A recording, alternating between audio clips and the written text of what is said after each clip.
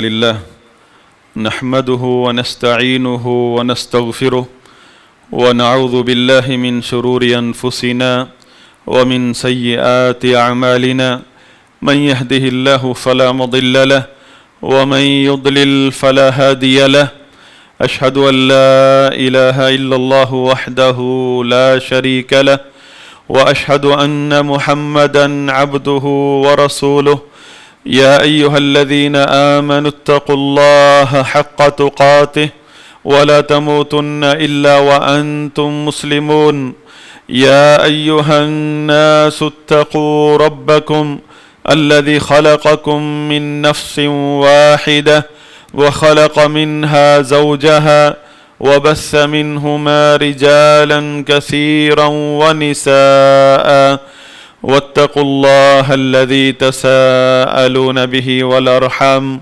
إن الله كان عليكم رقيبا يا أيها الذين آمنوا اتقوا الله وقولوا قولا سديدا يصلح لكم أعمالكم ويغفر لكم ذنوبكم ومن يطع الله ورسوله فقد فاز فوزا عظيما أما بعد فإن خير الحديث كتاب الله وخير الهدي هدي محمد صلى الله عليه وسلم وشر الأمور محدثاتها وكل محدثة بدعة وكل بدعة ضلالة وكل ضلالة في النار أيها الناس أوصي نفسي وإياكم بتقوى الله عز وجل قال الله تعالى إنا أنزلناه في ليلة القدر ہم نے اس یعنی قرآن کو لیلۃ القدر میں نازل کیا ہے۔ دوسری جگہ فرمایا انا انزلناہ فی لیلۃ مبارکہ، ہم نے اس قرآن کو مبارک رات میں نازل کیا ہے۔ اب سوال یہ ہے کہ یہ مبارک رات لیلۃ القدر کی رات کس مہینے میں پائی جاتی ہے؟ یہ تو اللہ تعالیٰ نے بتا دیا، پہچان کرا دی کہ یہ وہ رات ہے جس میں قرآن نازل ہوا ہے۔ لیلۃ القدر تقدیر کی رات، قدر کی رات، عظیم رات، جو کہ 80 سال کی عبادت سے بہتر ہے، وہ رات ہے جس میں قرآن نازل ہوا ہے۔ تو یہ کس مہینے میں پائی جاتی ہے؟ اللہ تعالیٰ نے اس کی بھی نشاندہی فرما دی، فرمایا شہر رمضان الذی انزل فیہ القرآن، ماہ رمضان کا مہینہ ہے جس میں قرآن نازل ہوا ہے۔ تو پتہ چلا یہ رات ماہ رمضان کے اندر ہے، لیکن ماہ رمضان کے تو 30 دن ہیں، 3 عشرے ہیں، پہلے 10 دن، پھر 10 دن، پھر 10 دن۔ تو اللہ کے رسول صلی اللہ علیہ وسلم نے تحدید فرما دی کہ یہ رات ماہ رمضان کے آخری عشرہ یعنی آخری 10 دنوں میں ہے۔ سیدنا ابو ہریرہ رضی اللہ تعالی عنہ فرماتے ہیں کہ نبی صلی اللہ علیہ وسلم نے فرمایا من قام لیلۃ القدر ایمانا واحتسابا غفر له ما تقدم من ذنبه، جو شخص لیلۃ القدر کی رات یعنی اس مبارک رات میں قیام اللیل کرتا ہے، یعنی تراویح پڑھتا ہے، تہجد پڑھتا ہے، ایمانا واحتسابا، 2 چیزوں کے ساتھ، کہ اس کا ایمان ہے اللہ کے وعدوں پر، جو اللہ تعالیٰ نے اس رات کی فضیلت رکھی ہے، عظمت رکھی ہے، جو اجر و ثواب بتایا ہے، اس کے رسول نے اس بندے کا ان سب چیزوں پر ایمان ہے، دل سے تصدیق ہے، اس کو عظمت کی نگاہ سے دیکھتا ہے اس رات کو، احتساباً۔ دوسری چیز یہ ہے کہ اللہ سے اجر و ثواب کی نیت اخلاص کے ساتھ اس رات کی تہجد اور تراویح پڑھتا ہے۔ اللہ کے نبی صلی اللہ علیہ وسلم نے فرمایا غفر لہ ما تقدم من ذنبہ، پچھلی زندگی میں جتنے بھی اس کے گناہ گزرے ہیں سب معاف کر دیے جاتے ہیں۔ یہ اس رات کی ایک خصوصی فضیلت ہے، ورنہ اللہ تعالیٰ نے قرآن میں اس رات کو کیا فرمائے؟ خیر من الف شہر، 1000 مہینوں سے بہتر ہے یہ رات۔ اور اس رات میں یہ عمل، اس رات میں کوئی بھی عمل کرو آپ، اس کی فضیلت آ گئی قرآن میں کہ 1000 مہینوں سے بہتر ہے یہ رات۔ یہ ایک عمل بتایا ہے اللہ کے نبی صلی اللہ علیہ وسلم نے کہ اس رات اگر آپ تراویح پڑھ لو، قیام اللیل کا لفظ ہے، قیام اللیل میں تراویح بھی آ گئی، تہجد بھی آ گئی، اور سلف صالحین کی اگر ہم سیرت دیکھیں تو تعداد کی بھی کوئی لمٹ نہیں ہے، کم سے کم زیادہ سے زیادہ جتنی بھی پڑھ لو۔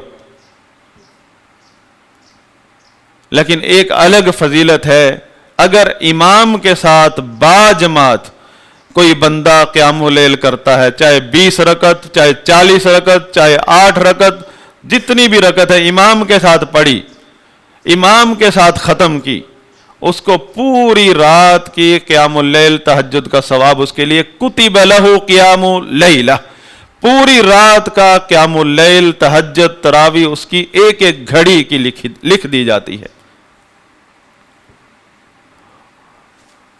اور خصوصی طور پر لیلۃ القدر کی رات میں جو تراویح یا قیام اللیل ہے یا تہجد ہے، یعنی میرا کہنے کا مطلب یہ نہیں کہ باجماعت جس نے پڑھی اسی کو فضیلت ملے گی، چاہے اکیلے گھر میں پڑھی، وہ باجماعت فضیلت الگ میں نے اس لیے بتائی کہ اس کی فضیلت رسول اللہ صلی اللہ علیہ وسلم نے الگ سے بتائی ہے، ورنہ کوئی اکیلے بھی پڑھتا ہے اس کی بھی یہی فضیلت ہے اس رات کی کہ غفر لہ ما تقدم من ذنبہ، پچھلی زندگی میں جتنے بھی گناہ گزرے ہیں وہ سب معاف کر دیے جاتے ہیں۔ یہی فضیلت اللہ کے نبی صلی اللہ علیہ وسلم نے اس سے پہلے پورے ماہ رمضان کی تراویح تہجد کے بارے میں بتائی تھی کہ جس بندے نے پورے ماہ رمضان کی تہجد یا تراویح ایماناً و احتساباً، یعنی اللہ پر ایمان، اس کے وعدوں پر ایمان، اس رات کی جو فضیلت ہے اس کی تصدیق کے ساتھ اللہ سے اجر و ثواب پانے کے لیے اخلاص کے ساتھ پورے ماہ رمضان کی تراویح تہجد کا اہتمام کیا۔ تراویح تہجد ایک ہی چیز ہے، لیکن باجماعت تراویح پڑھنے کے بعد اگر کوئی بندہ 2 کر کے نفل پڑھے وہ بھی تراویح تہجد میں ہی شامل ہے۔ رات کی جتنی بھی نوافل ہیں، چاہے آپ نے باجماعت تراویح پڑھی یا آپ نے اکیلے میں پڑھی یا باجماعت پڑھنے کے بعد آپ نے کچھ اور نفل پڑھے، سب ایک ہی عبادت ہے، وہ ہے قیام اللیل، رات کا قیام۔ تہجد تراویح اس کے بعد کے نام ہیں۔ تو پورے ماہ رمضان کی جس نے قیام اللیل، رات کی عبادت، نفلوں کی عبادت، تراویح تہجد کی عبادت کی، اس کے پچھلی زندگی کے سارے گناہ معاف کر دیے جاتے ہیں۔ اب ممکن ہے کسی بندے سے کسی دن کی تراویح نہیں پڑھی گئی، ہمت نے ساتھ نہیں دیا، صحت نے ساتھ نہیں دیا، تو اللہ کی رحمت ہے، کرم ہے، فضل ہے کہ چلو آخری 10 دنوں میں آپ اہتمام کر لو۔ اگر اس رات لیلۃ القدر کی رات، ایک رات کا قیام اللیل آپ کو نصیب ہو گیا، آپ کو وہی فضیلت ملے گی جو پورے ماہ رمضان کی تراویح اور تہجد کی فضیلت ہے کہ اللہ تعالیٰ زندگی کے سارے پچھلے گناہ معاف فرما دیتا ہے۔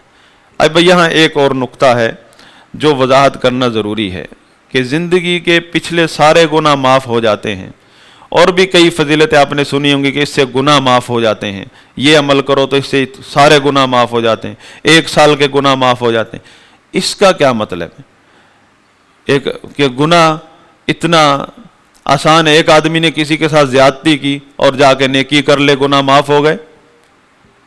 اس میں اصولی بات، ایک قاعدہ ہے اہل سنت کا، صحابہ تابعین کا، کہ اس قسم کی جتنی بھی احادیث ہیں گناہ معاف ہونے کے بارے میں، وہ ساری صغیرہ گناہوں کے بارے میں جو بندے اور اللہ کے درمیان ہیں۔ کبیرہ گناہ جو ہیں جن میں حقوق العباد بھی آتے ہیں، کبیرہ گناہ کے لیے شرط ہے توبہ کرنا، اور توبہ کی شرائط ہیں۔ ان میں سے ایک شرط یہ ہے کہ اگر کسی بندے کا حق مارا ہے یا اس کے اوپر زیادتی کی ہے تو اس سے معاف کروانا ہوگا۔ یہ گناہ جن کا ذکر ہوا یہ صغیرہ گناہ ہے۔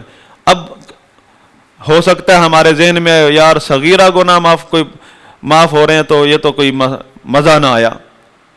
آپ کو ہمیں معلوم ہونا چاہیے کہ ہمارے ہر قدم پر جراثیم کی طرح گناہ ہیں، صغیرہ گناہ۔ یہ صغیرہ گناہ ہی بیڑی بن جاتے ہیں پیروں کے لیے۔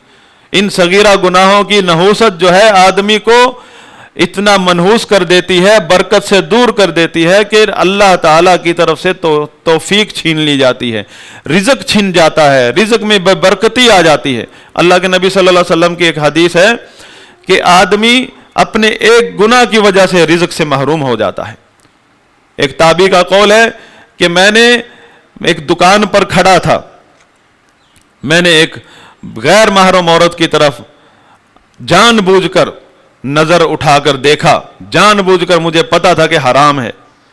اس ایک حرام نظر کی وجہ سے 40 سال کی تہجد مجھ سے چھن گئی، توفیق ہی نہیں ہوئی مجھے، جبکہ ساری راتیں عبادتیں کرنے والے لوگ تھے۔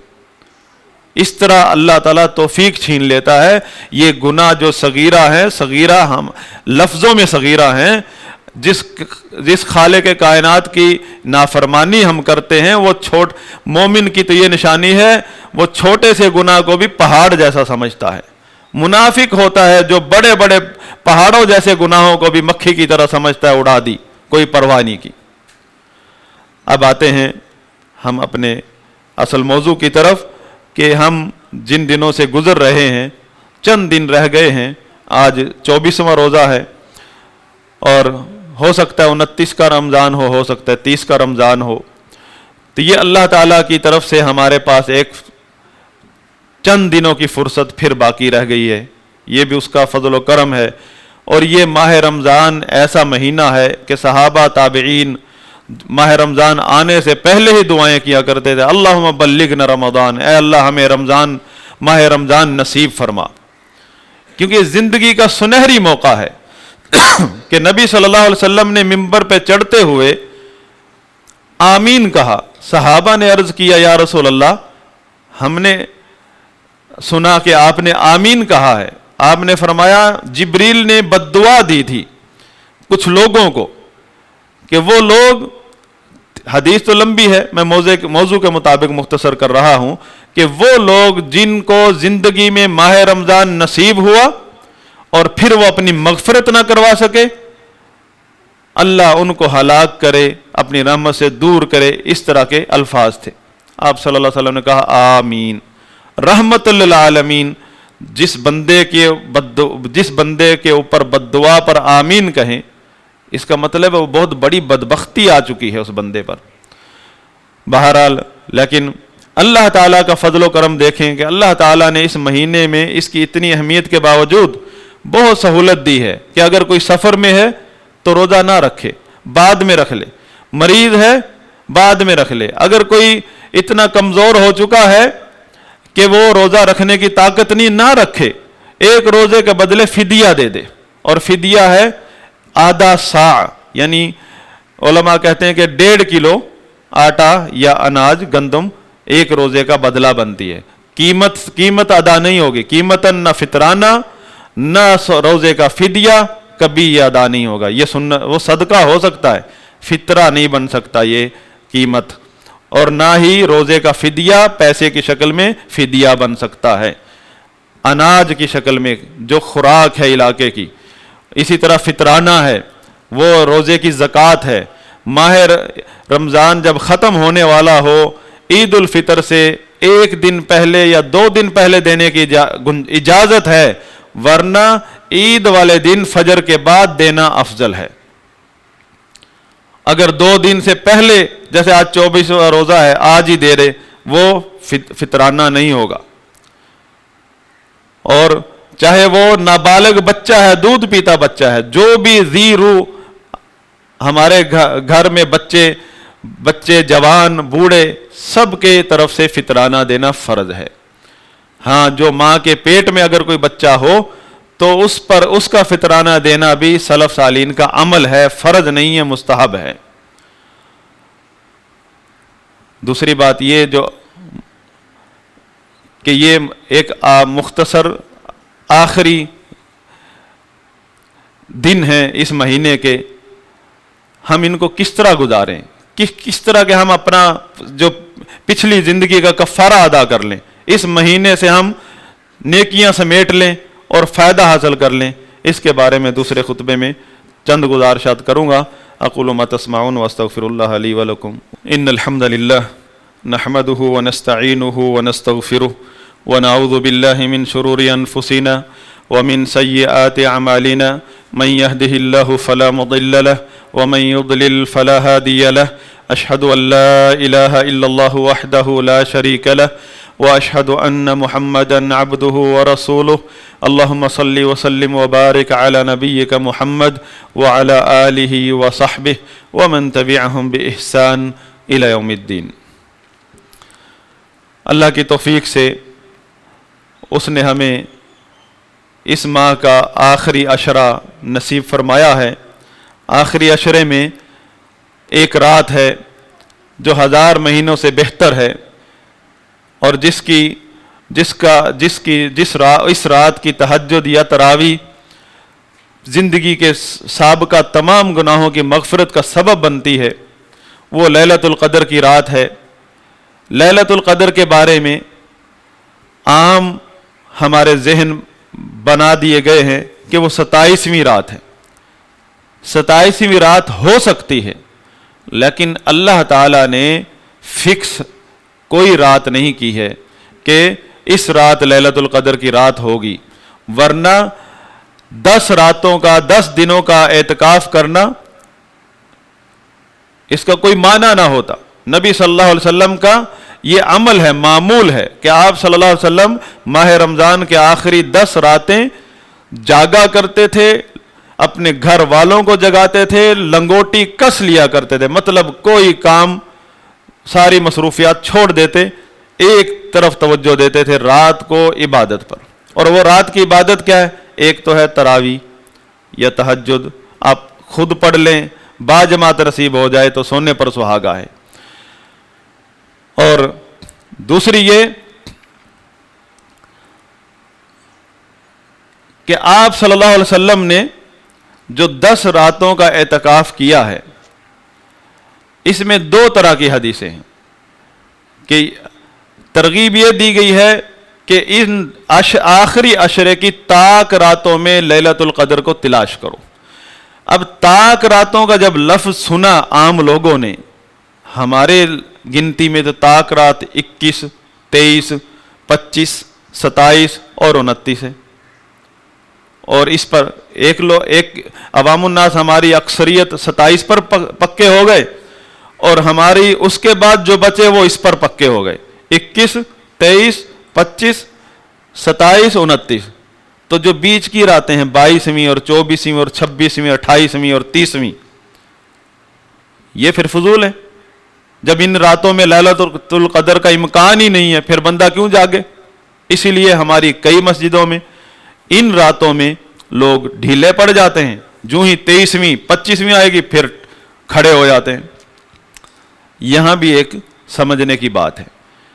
اللہ کے نبی صلی اللہ علیہ وسلم نے ایک اور گنتی کروائی ہے, وہ ہے 30 سے شروع کروائی ہے, 30ویں رات سے. اگر مہینہ 30 کا ہو تو طاق رات بنتی ہے, پہلی رات ہے 30ویں, الٹی گنتی, 30ویں رات پہلی ہے, 28ویں رات دوسری, 26ویں رات تیسری, 24ویں رات چوتھی اور 22ویں رات 5ویں. اس طرح طاق بنتی ہے. اور اگر 29 کا مہینہ ہو پھر اسی طرح شروع کی گنتی 21, 23, 25, 27, 29.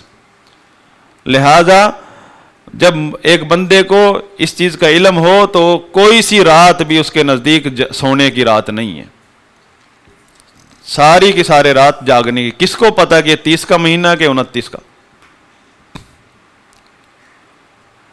آخری بات، سیدہ عائشہ رضی اللہ عنہا عرض کرتی ہیں، یا رسول اللہ، اے اللہ کے رسول، ارأیت ان علمت ای لیلۃ القدر ما اقول فیہا، مجھے یہ بتا دیجئے اگر مجھے پتہ چل جائے کہ کون سی رات لیلۃ القدر کی رات ہے تو میں کیا پڑھوں، مجھے کیا پڑھنا چاہیے؟ اب ہم اپنے آپ کو بھی دیکھیں، جواب سے پہلے ہمارا عمل کیا ہے؟ ہم نے کوئی نفل بنائے ہیں، کوئی تسبیحات بنائی ہیں، ساری رات تھکا دینے والے عمل، حتیٰ کہ بندے کو صبح فجر کی نماز پڑھنا مشکل ہو جاتی ہے۔ نبی صلی اللہ علیہ وسلم نے کیا بتایا؟ فرمایا قولی اللہم انک عفو تحب العفو فاعف عنی، یہ ترمذی شریف کی حدیث ہے۔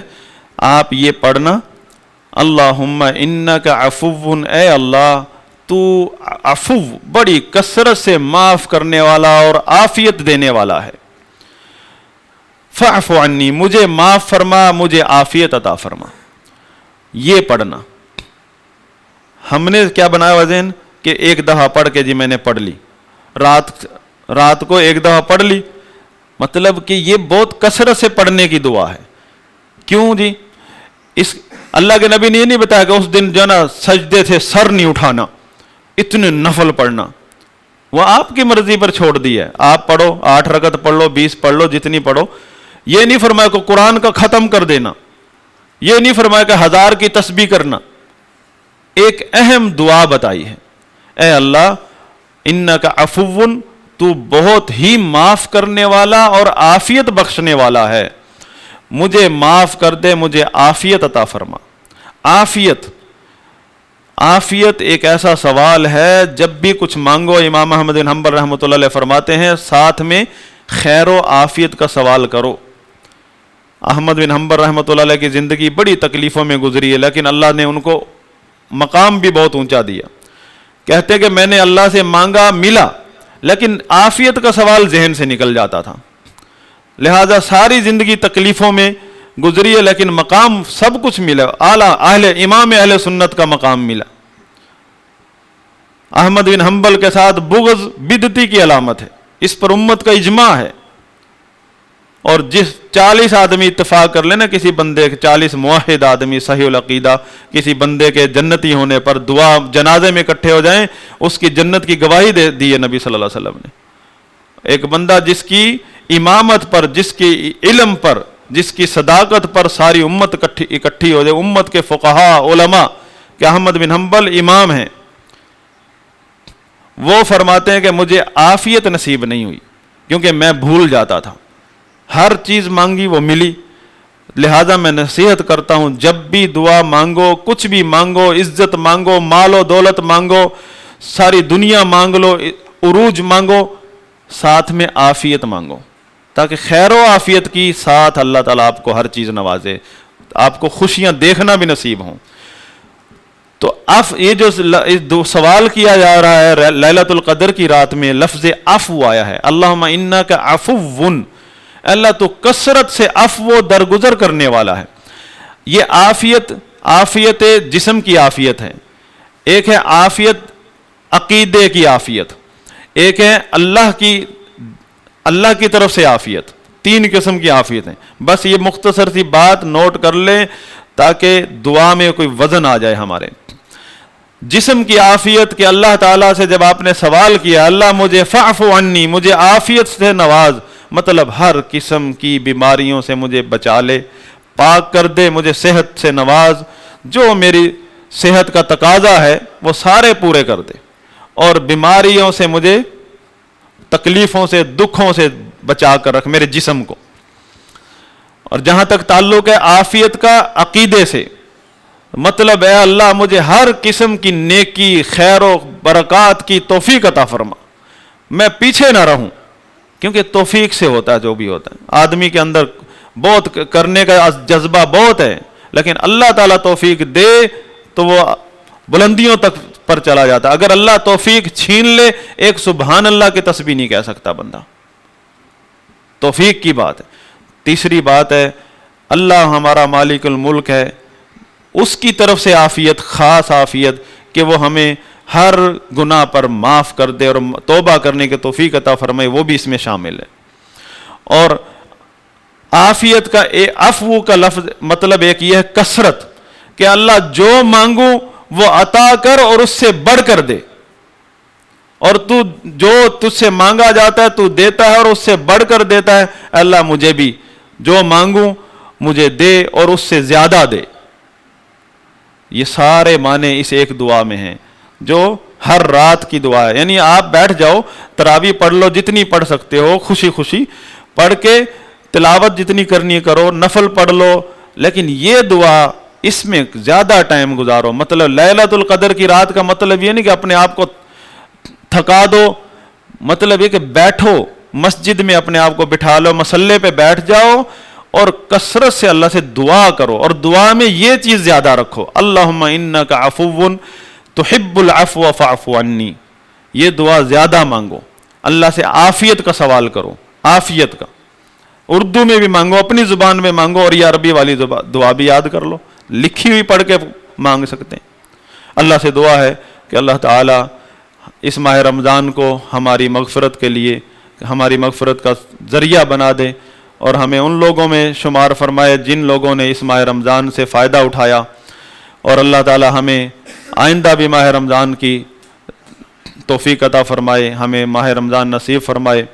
اللہم آتنا فی الدنیا حسنہ وفی الآخرۃ حسنہ وقنا عذاب النار.